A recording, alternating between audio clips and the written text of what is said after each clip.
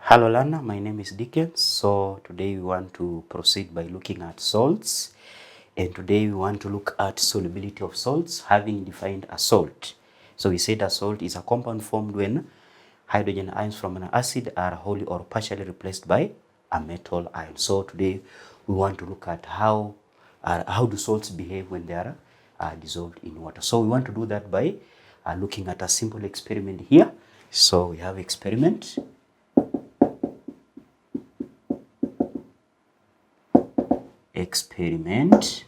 So I'll give you the procedure. So the first thing you do, you label procedure number 1, label 4 test tubes. You label them as follows. Label them 1, 2, 3, and then 4. Then secondly, you put a small quantity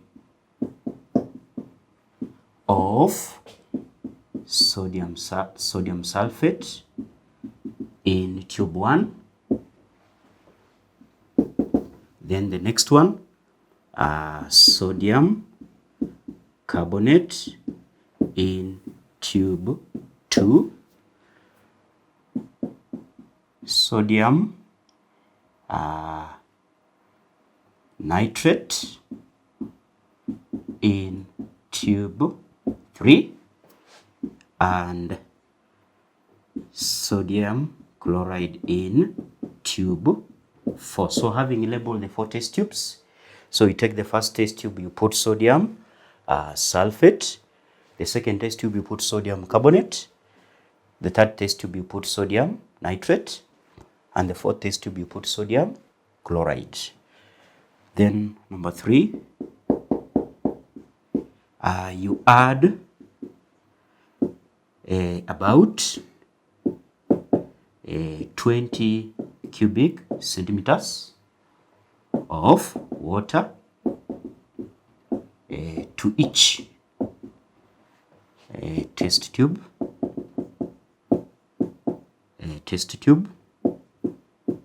And shake. So we are simply shaking well to make sure that the salt dissolves. If it does not dissolve, you warm.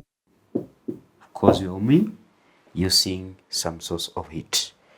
Then number 4, you repeat the procedure using potassium sulfate instead of sodium sulfate, potassium carbonate instead of sodium carbonate, potassium nitrate instead of sodium nitrate, and lastly potassium chloride instead of sodium chloride. So you're just repeating the procedure. You put in a test tube and then you add water, then you shake.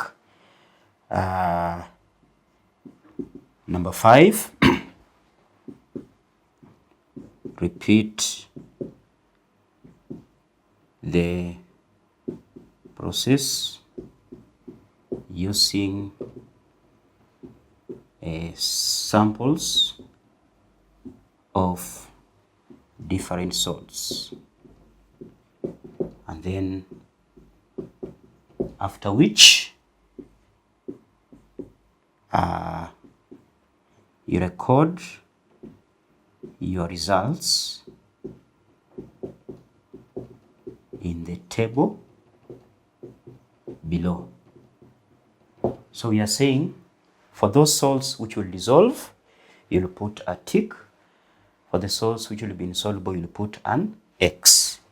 So put a tick,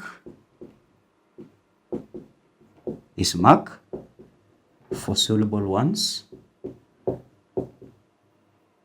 and X for insoluble salts.